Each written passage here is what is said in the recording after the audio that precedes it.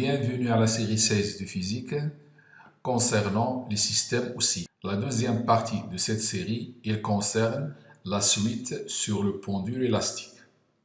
C'est l'exercice 3. C'est un exercice commun aux élèves de sciences maths et aux élèves de sciences expérimentales option PC. Et ça concerne un pendule élastique incliné. Dans la première partie, on a étudié un pendule élastique horizontal et un pendule élastique vertical. Il nous reste un dernier cas, c'est le pendule élastique incliné. Le pendule élastique est un système mécanique effectuant un mouvement oscillatoire autour de sa position d'équilibre stable. Le pendule élastique étudié est constitué d'un solide S de centre d'inertie G et de masse petit m égale à 100 g, attaché à l'extrémité d'un ressort aspire non jointif de masse négligeable et de raideur K.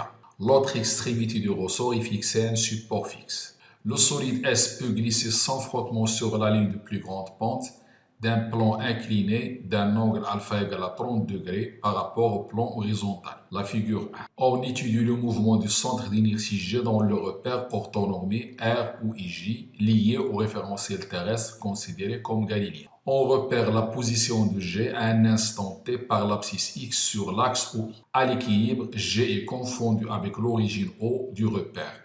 Figure 1, on prendra pi au carré égale à 10. Première question.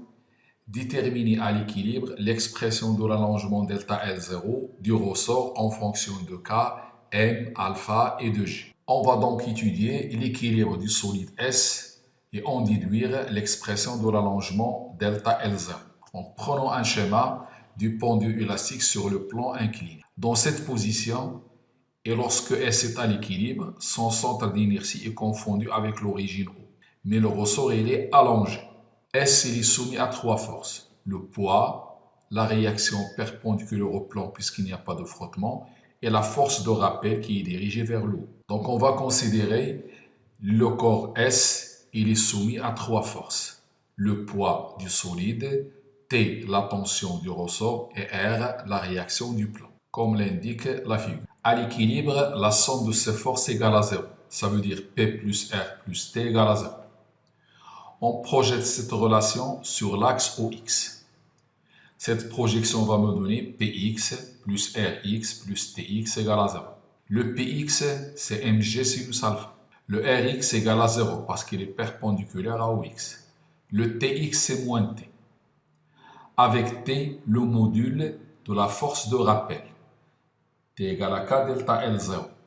Donc en remplaçant T par K delta L0 et Px par mg sinus alpha, on trouve mg sinus alpha moins K delta L0 égale à 0.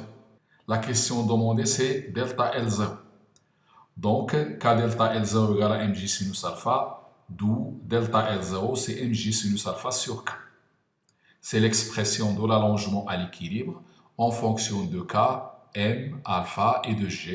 Cette condition reste valable dans tout l'exercice. Chaque fois qu'on a K delta L0, elle est égale à mg sinus alpha. Cette constante égale à cette autre constante. Deuxième question. On écarte S de sa position d'équilibre d'une distance x0 dans le sens positif et on l'envoie à l'instant de date t égale à 0 avec une vitesse initiale v0 telle que v0 égale à moins v0i. Établir l'équation différentielle vérifiée par x au cours du temps.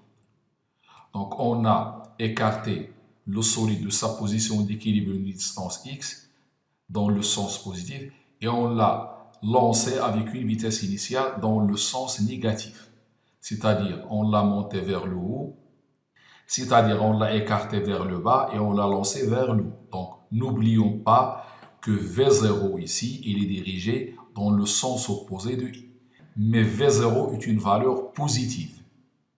N'oublions pas dans l'énoncé que V0 toute seule, c'est une valeur positive.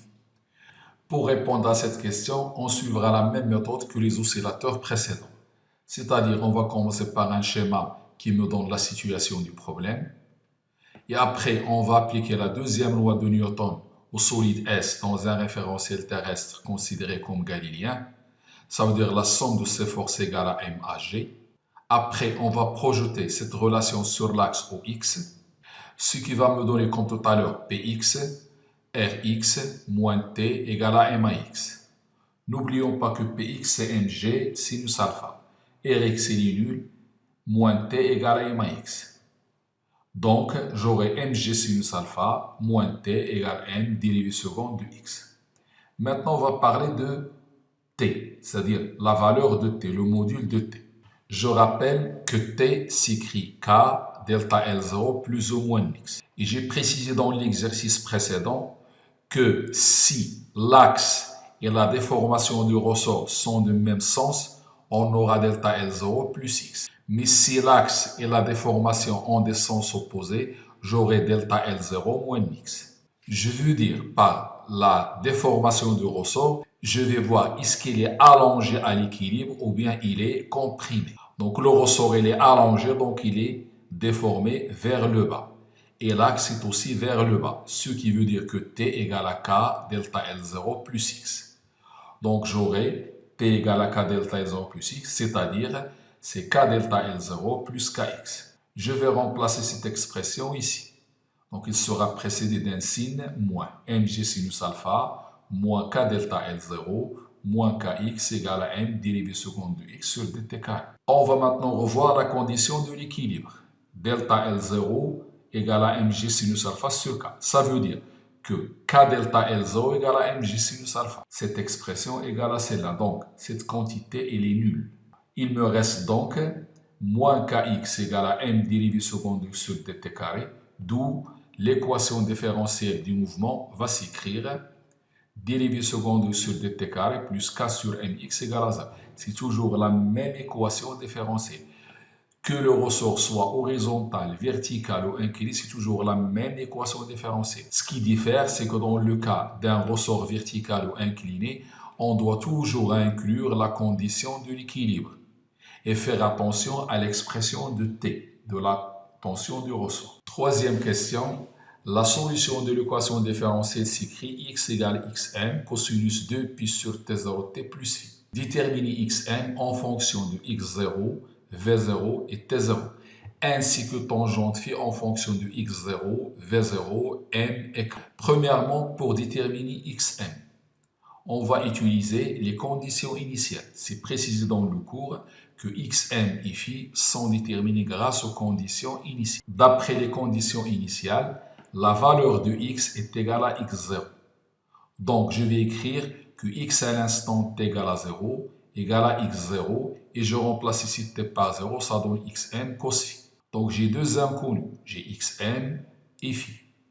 Donc, j'aurai besoin de deux équations pour déterminer l'expression de xm. D'autre part, n'oublions pas que v0 est égal à moins v0i, c'est vxi. Donc le vx, c'est moins v0, car v0 est dirigé dans le sens négatif, c'est le sens opposé à i. Donc si je dérive cette équation-là, sa dérivée c'est vx, et vx c'est moins v0, c'est moins 2pi sur t0 xm sinus phi. Donc j'ai maintenant deux équations, une de v0 et l'autre de x0. Je rassemble ces deux équations dans un système x0 égale xm cos phi et v0 égale 2pi sur t0 xm sinus phi. En divisant v0 par 2pi sur t0, on obtient x0 égale xm cos phi, ça reste toujours la même chose. Ici, v0 sur cette expression, ça donne xm sinus phi. J'élève au carré la première équation et la deuxième équation et je fais la somme. x0 au carré plus cette quantité au carré égale à xm au carré, facteur de cos carré phi plus sin carré phi. Cette quantité elle est égale à 1. Donc xm au carré est égal à cette quantité. Xm, c'est l'amplitude du mouvement. Elle a une valeur positive. C'est pour ça qu'on va prendre la racine positive. Xm égale racine de x0 plus v0 sur 2pi fois t0, le tout au carré. Ce qui veut dire xm égale x0 au carré plus v0 au carré fois t0 au carré sur 4pi au carré. D'après l'énoncé, on peut remplacer p au carré par 10. Et ça donne x0 au carré plus v0 au carré fois t0 au carré sur 40. Ça veut dire l'expression de xm en fonction de x0, v0 et t0. Donc chaque fois qu'on veut déterminer l'amplitude, on va utiliser les conditions initiales. J'ai utilisé la première condition initiale concernant x. J'ai vu que j'ai deux inconnus, donc je dois passer à une deuxième équation, celle de la vitesse. Et en élevant au carré, le cos carré et le sin carré se simplifient. Il me reste l'amplitude en fonction des données demandées. Pour déterminer tangente phi, je vais mettre sinus phi divisé par cos phi. Je tire sinus phi à partir de cette équation et cos phi à partir de cela et je fais le rapport. Donc cosinus phi c'est x0 sur xn, mais il est positif. Et sinus phi d'après cette expression, c'est v0 fois t0 sur 2p fois xn. Il est aussi positif. D'où la tangente phi, elle est positive aussi. C'est v0 fois t0 fois xn sur 2pi xn fois x0. C'est cette expression divisée par celle.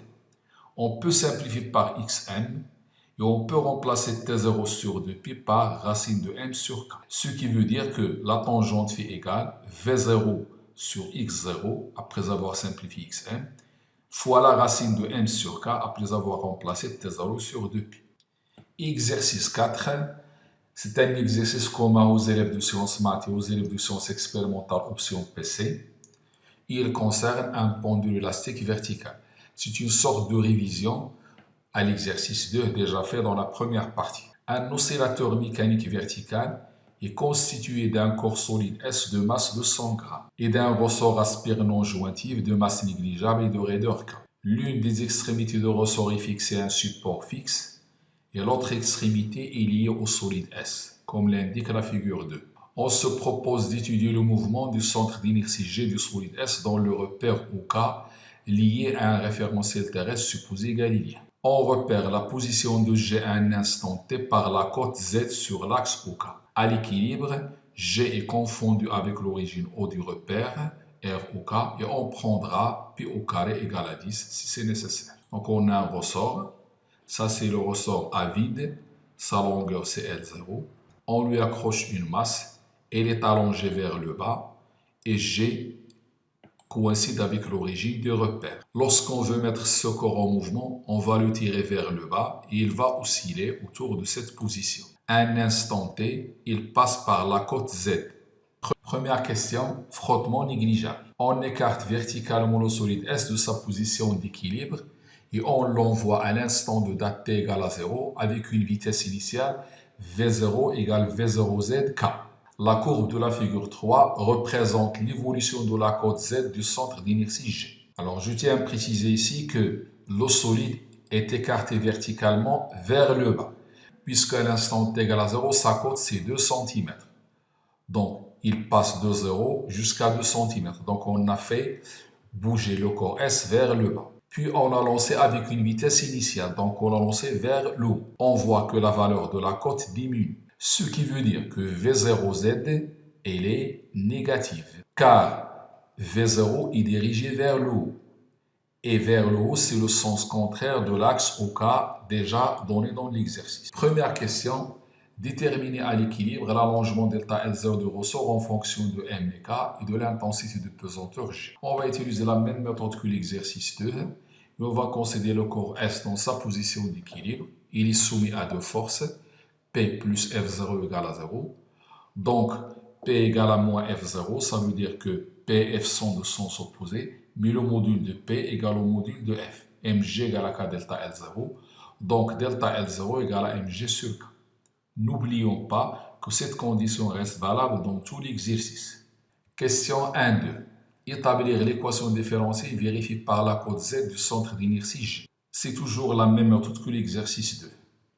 On a le solide S accroché au ressort. Au cours de son mouvement, il est soumis à deux forces, PF. Et le repère sur lequel on fera les projections, c'est un repère dirigé vers le bas. C'est un repère qui a le même sens que la déformation du ressort. Considérons le solide S en mouvement. Il est soumis à deux forces, P, le poids du solide, et F, la tension du ressort. Force de rappel. On va appliquer la deuxième loi de Newton au solide S dans un référentiel terrestre supposé galiléen, c'est-à-dire sigma des forces égale à MAG, la somme de ces deux forces égale à MAG. On va projeter sur l'axe OZ et on aura P moins F égale à MAZ. Donc P c'est MG, AZ c'est la dérivée seconde de Z, F elle est égale à K delta L0 plus Z parce que la déformation du ressort et l'axe ont le même sens. Donc je vais remplacer F par K delta L0 plus Z et P par mg à Z par la dérivée seconde de Z sur dt carré. Je rappelle la condition d'équilibre. mg moins K delta L égale à 0. C'était la condition d'équilibre.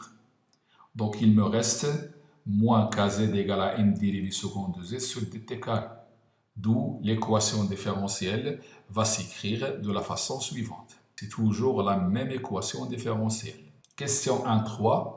La solution de cette équation différentielle s'écrit z égale zn cosinus 2 pi sur t0 t plus phi avec t0 la période propre de l'oscillateur. Déterminer la valeur de k et celle de v0z. Si on veut déterminer la valeur de k, on va essayer de la déterminer à partir de l'expression de la période. Donc on sait que la période propre de l'oscillateur élastique s'écrit T0 égale 2pi racine de m sur k. Donc k c'est 4pi carré m sur k. Maintenant il faut trouver la valeur de T0 puisque m il est donné dans l'énoncé. D'après la figure numéro 3, on a la période T0 qu'on peut tirer à partir d'ici. On part de ce point jusqu'à un point semblable, c'est ici. Et cette distance temporelle est égale à 0,4 secondes. Donc en remplaçant T0 par 0,4 secondes, on va trouver que la valeur de K égale à 50 newtons par mètre. On a remplacé P au K par 10, la masse c'était de 100 grammes, on l'a converti en kilogrammes, et j'ai 0,4 secondes la période, et ça donne la valeur 50 newtons par mètre. Maintenant on veut déterminer V0Z. V0Z, c'est la dérivée de Z à l'instant t égale à 0. Pour calculer la valeur de V0Z, on va d'abord déterminer l'expression de Vz en dérivant l'équation horaire et en prenant la dérivée de cette équation à l'instant t égale à 0. Donc à partir de cette équation, la dérivée donne dz sur dt égale à Vz égale à cette expression. Puisque on veut V0Z, c'est V à l'instant t égale à 0, on prendra ces deux équations à l'instant t égale à 0. Parce qu'il y a deux inconnus, il y a Vz et il y a phi. Donc, on va utiliser les conditions initiales de l'exercice. À l'instant t égale à 0, z est t égale à z0. Ce z0, c'est 2 cm. Et à l'instant t égale à 0, Vz est t égale à V0Z. Donc, j'ai les deux équations à l'instant 0. Donc, je vais faire passer 2pi sur T0 de l'autre côté. Et ça va me donner, la première équation ne change pas. La deuxième, il devient T0 fois V0Z sur 2pi égale à moins Zm sinus phi. Donc, pour éliminer phi, je vais élever la première équation au carré et la deuxième au carré et je fais la somme. Donc, Z0 au carré plus cette quantité au carré égale à Zm au carré, cos carré phi plus sin carré phi égale à 1. Donc, ça me donne cette expression. D'où je peux tirer T0 fois V0Z sur 2pi au carré égale à Zm au carré moins Z0 au carré. V0Z est négatif, puisque le corps se dirige vers le haut, il est lancé vers le haut. Donc, on va prendre la racine négative. Le solide est lancé vers le haut, donc V0Z est négatif, d'où T0 V0Z sur 2pi égale à moins la racine Zm carré moins Z0 carré. D'où V0Z égale à moins 2pi sur T0, cette racine. À partir de cette figure, je peux déterminer la valeur de Zm, c'est 4 cm. Et la valeur de Z0, c'est la valeur de Z à l'instant 0 sur 2 cm. Donc d'après cette figure 3, Z0 égale à 2 cm, Zm égale à 4. On a déjà la valeur de T0, c'est T0 4 secondes. Donc l'application numérique me donne V0Z égale moins 2pi sur 0,4, la racine de Zm au carré, c'est 4 10 moins 2, il faut la rendre en mètres, moins Z0 au carré, c'est moins 2 10 moins 2, et ça donne moins 0,54 mètres par seconde. Deuxième question, frottement non négligeable. On réalise deux expériences en plongeant l'oscillateur dans deux liquides différents. Dans chaque expérience, on écarte verticalement le solide S de sa position d'équilibre d'une distance Z0 et on l'abandonne sans vitesse initiale à l'instant t égale à 0. Le solide S oscille alors à l'intérieur du liquide. Les courbes 1 et 2 de la figure 4 représentent l'évolution de la cote Z du centre d'inertie G au cours du temps dans chaque liquide. Associe à chaque courbe le régime d'amortissement correspondant. D'après le cours, la courbe 1 correspond à un régime pseudo-périodique parce que l'amplitude diminue progressivement. Par contre, la courbe 2 représente un régime apériodique puisque le corps revient directement à sa position d'équilibre et s'arrête. Donc on va dire que la courbe 1 correspond au régime pseudo-périodique et la courbe 2 correspond au régime apériodique. Tout en menant des recherches dans un vaisseau spatial sur son orbite terrestre, l'astronaute mesure la masse de certains objets en utilisant un dispositif constitué d'une cabine A de masse petit m 200 g qui peut glisser sur un plan horizontal sans frottement. La cabine est reliée à deux ressorts R1 et R2 avec la même rigidité K et la même longueur initiale L0. L'autre extrémité de chaque ressort est fixée à un support fixe, comme l'indique la figure 1. À l'équilibre, la longueur de chaque ressort est supérieure à sa longueur initiale. Avant d'utiliser cet appareil à l'intérieur du vaisseau spatial, il a subi l'expérience suivante sur Terre. On met un corps solide C1 de masse grand M1 égale à 100 g à l'intérieur de la cabine A et on retire le système S composé de la cabine A et de corps C1 de sa position d'équilibre qui correspond à l'origine de repère OI à droite à une distance xm. Et on le lance sans vitesse initiale. Le centre d'inertie G du système a accompli un mouvement oscillatoire autour de sa position d'équilibre, de sorte que les ressorts sont restés allongés. Lorsque le système effectue un mouvement de va-et-vient, à chaque instant, les deux ressorts sont allongés. Il n'y a jamais un instant où l'un des deux ressorts est comprimé. Question 1. Un ordinateur équipé permet l'enregistrement de la courbe représentant les changements de l'abscisse X du centre d'inertie G du système S en fonction du temps, la figure 2. Montrer que les deux ressorts ont le même allongement en équilibre. Ça veut dire delta L1 égale à delta L2 égale à delta L0. Donc on doit montrer que les deux ressorts sont allongés de la même distance à l'équilibre. Pour cela, prenons le schéma de l'exercice. À l'équilibre, le centre d'inertie se trouve en haut et il est soumis à 4 forces. Le poids, la réaction du plan, la force de rappel du ressort R2 et la force de rappel du ressort R1. On voit ici que T1 et T2, chacune veut tirer le corps vers la position d'équilibre de ce ressort. On va étudier l'équilibre de ce système, c'est-à-dire le système S. Il est soumis donc à 4 forces, le poids du solide, l'action du plan horizontal, la tension T1 du ressort R1 et la tension T2 du ressort R2. À l'équilibre, la somme de ces forces est nulle. P plus R plus T1 plus T2 égale à 0. On projette cette relation sur cet axe OX.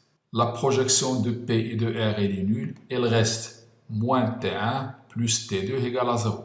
Donc, moins K delta L1 plus K delta L2 égale à 0. Puisque j'ai remplacé T1 par K delta L1 et T2 par K delta L2. D'où K delta L2 égale à K delta L1. En simplifiant par K, on trouve delta L1 égale à delta L2 qu'on va appeler delta L0. Donc, on appellera par la suite le delta L à l'équilibre delta L0.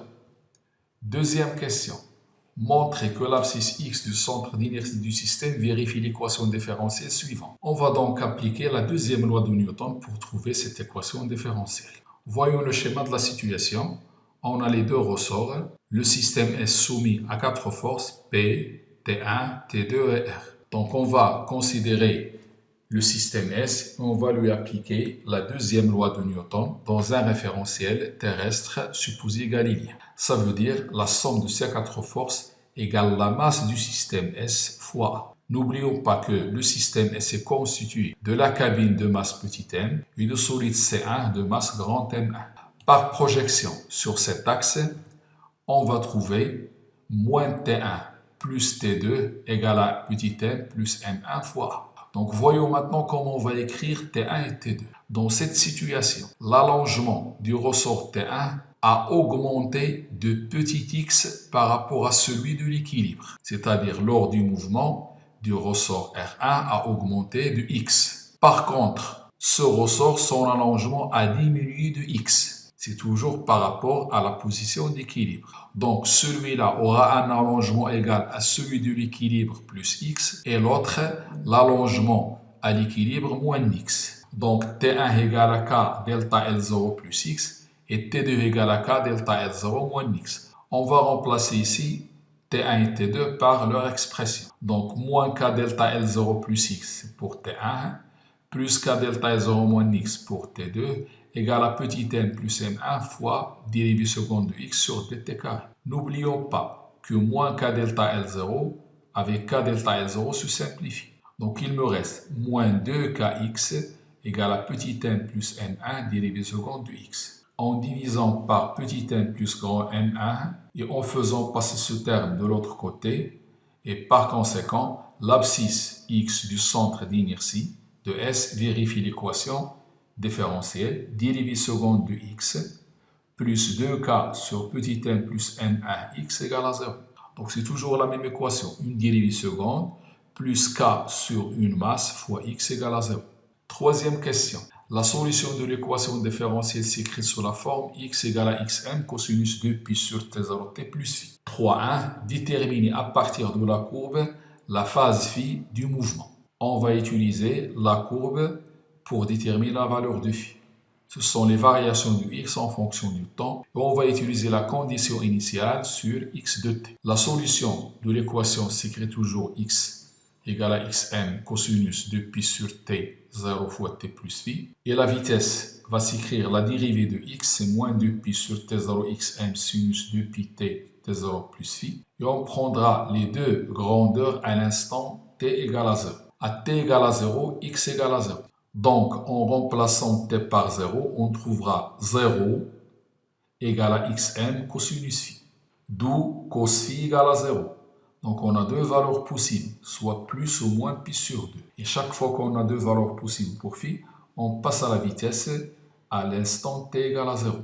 D'autre part, x de t est décroissante à l'instant t égale à 0.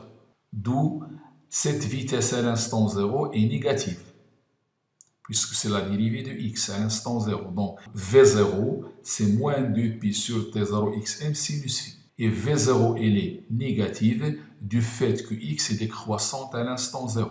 Dire que cette quantité est négative, ça veut dire que sinus phi doit être positif, puisque cette quantité moins 2π sur t0 xm est négative. Donc la valeur qui va me donner un sinus phi positif n'est autre que π sur 2 et non pas moins π sur 2. La deuxième question, à partir de l'équation différentielle et sa solution, déterminer l'expression de la période t0 en fonction de n1, petit n et k.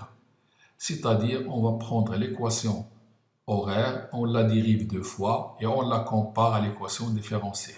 Donc x de t, donc la dérivée première et la dérivée seconde.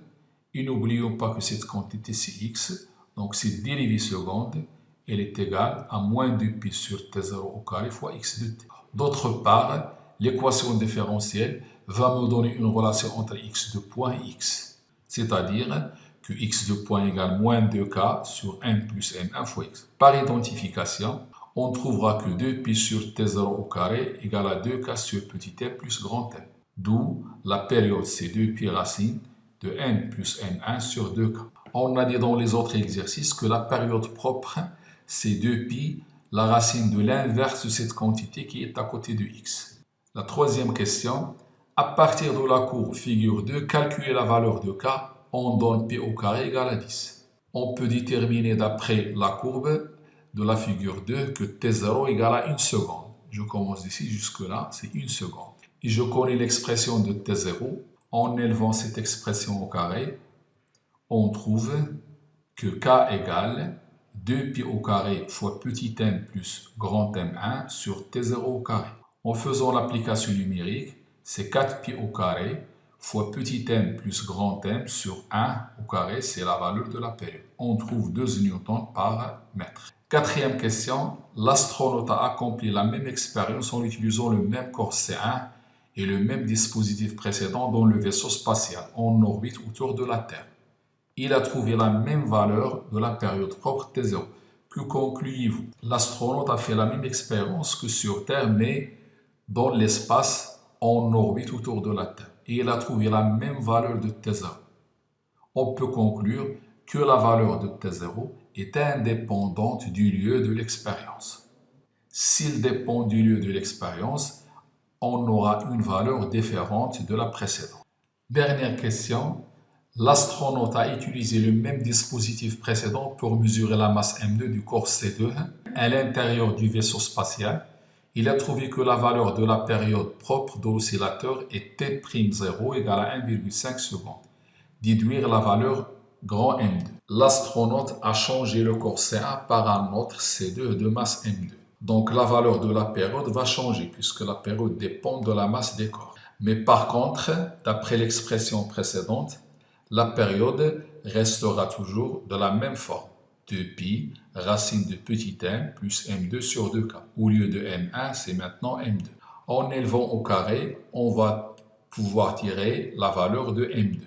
D'où m2 égale cette quantité moins petit m. On a toutes les valeurs dans l'énoncé de l'exercice. Avec k calculé précédemment 12 newtons par mètre, on trouve la masse M2 0,475 kg, c'est-à-dire 475 grammes.